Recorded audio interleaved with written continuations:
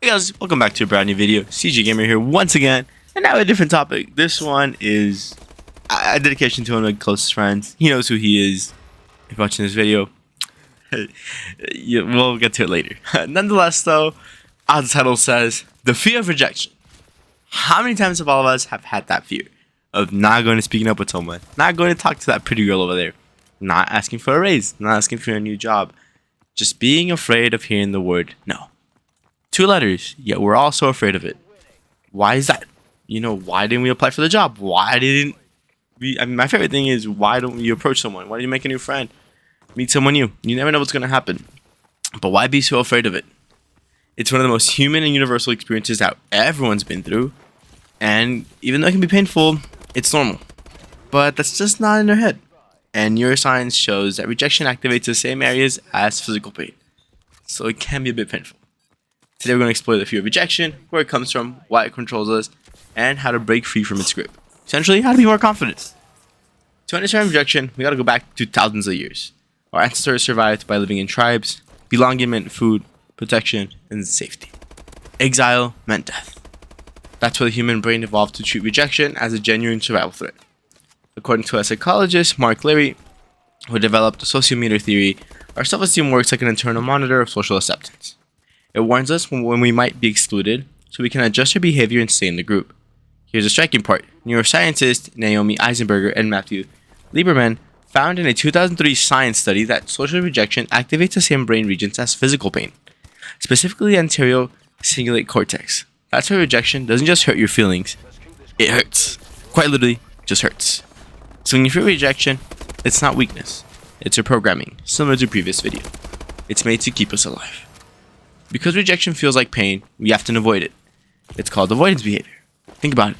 You want to apply for the job, but you don't. You're scared. What if you don't take a resume? What if you don't get that interview? You want to post that brand new video. You want to make that TikTok. You want to approach your crush. You want to approach that pretty girl across from you. Your classmate. Whatever it is. But you don't. Avoiding the risk of rejection is a safe option. Psychologists Fuchsia Siroy and Tim Peichel point out that the short-term relief is one of the main reasons people procrastinate. And rejection works in the same way. Again, previous topics also go into this one. But here's the cost. Every time you avoid the rejection, you also avoid opportunity. Opportunity cost, similar to business. You trade a small risk of pain for a guarantee of staying stuck. As Brené Brown puts it, unused creativity isn't benign. It metastasizes. The fear of rejection just doesn't protect us, it cages us. And that's something that I've been a victim of. And little by little I had to overcome that, and now I like approaching people, complimenting, saying hi, making new friends, because you never know what opportunity could be hiding behind that person, behind that door, behind that question. And one of the reasons that rejection stings so badly is that when we don't just see it as an event, we see it as an identity. We take it personal. Clinical psychologist Guy Winch, author of Emotional First Aid, explains that rejection often triggers self-blame. If you're turned down for a date, your brain doesn't just say, not the right person. It says, I'm unlovable. If you're rejected from a job, it doesn't say tough competition. It says, I'm not good enough. You start doubting yourself. You start losing some of that confidence. A 2011 study published in Psychological Science even found that rejection can lower IQ and self-control temporarily. And because the brain is so focused on processing the social pain, it has fewer resources left for anything else. So that means you start focusing on all those negatives, and not only are you dumber, you start losing yourself, literally. You may pick up drinking, you may pick up bad habits, you may start gambling, whatever it is, that may not be so good. In other words, rejection doesn't just block opportunity, it makes us question our worth, and even weakens our ability to bounce back. You gotta stay on your feet, you gotta believe in yourself. So why is rejection so powerful? Because belonging is one of the most fundamental human needs. In 1995, psychologists Baumeister and Leary published The Need to Belong, a hypothesis where they argued that humans have a basic drive to form and maintain meaningful social bonds, and when it is threatened, we experience distress. Modern neuroscience backed this up. When we feel included, our brains release oxytocin and dopamine, chemicals tied to bonding and reward. When we feel excluded, stress hormones like cortisol spike and leaving us anxious, tense, and hyper alert. Something I personally agree with because I enjoy being around friends. I'm very social. I like being out there. And I genuinely enjoy socializing. However, I learned to enjoy my own presence. And yes, that's why when you feel excluded, you're like, my God, my friends might not like me. This might not be going well, because your brain literally gives you gives you extra cortisol, and you do genuinely feel stressed. Which is why also social media feels so addictive. Every like, every comment, every time someone hurts your story, it's a microdose of acceptance. Which is why you keep posting. You want to feel accepted. But it's also why social rejection feels so devastating. To your brain, rejection is not just about hurt feelings, it's about survival. It's your whole well-being.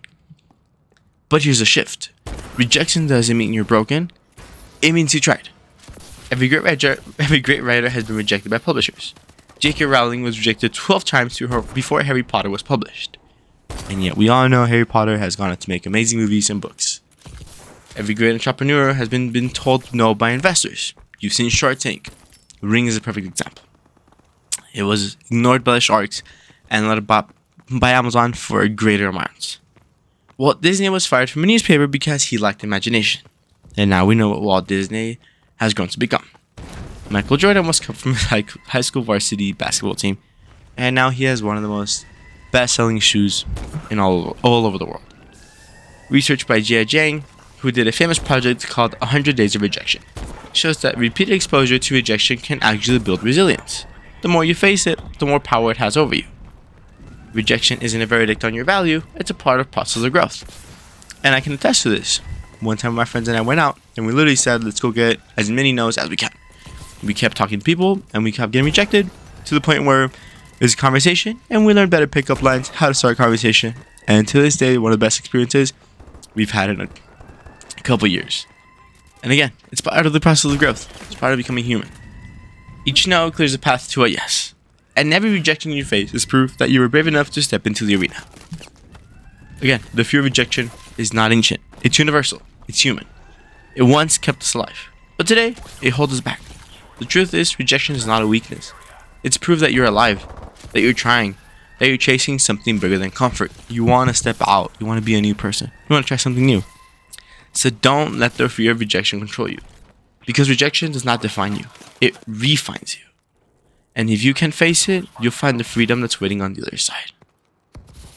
Yeah, guys. Hope you guys enjoyed this video. Let me know if you want to hear something else. I'll do some research on it. This has been CJ Gamer. Have a great one. Don't forget to like and subscribe. And I'll see you sometime soon.